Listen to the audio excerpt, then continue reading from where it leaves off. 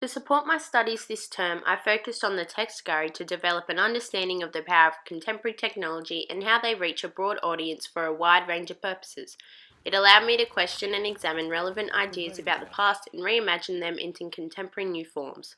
I believe that developing technology has not killed the book but rather given it a new life. Our generation has grown up with technology and have been able to access stories through hundreds of types of mediums, including written word, movies, YouTube, art forms such as painting, sculptures, dance pieces, and social media platforms such as Instagram, Snapchat, and Facebook. In this module, I've learned that good stories don't have to be told by celebrities, they can be told by ordinary people.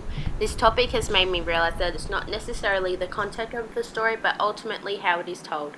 Gary made me think about history. Before studying Gary, I hadn't really taken notice of the racism around me in my everyday life. I think this is because I haven't personally experienced it, and also in previous years at school, we have generally focused on racism in history and not necessarily in a contemporary society.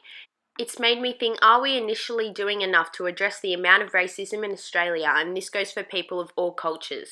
Growing up in a generation with news developing all around us, I've just assumed that all information I heard on the news was true. Throughout this module, I've become familiar with the term fake news and how it can shape society where we can share anything in a matter of seconds. The news can chop and choose what they wish to tell us to portray a certain objective. Gary changed the way I've thought about Fraser Island, which has been a known holiday place for me since a young age. After watching Gary, it made me think about the authenticity of history and how we can expose the ultimate truth. Even though the fact that Eliza's story has proven to be false, it still hasn't changed the name of Fraser Island. This indicates that we need to work on rectifying the systematised racism in Australia and society. Fiona Foley chose to retell Gary as an interactive document, which made me want to go and research it more. It made me feel empathetic for the Aboriginal people as I learned more and more about the discrimination against them.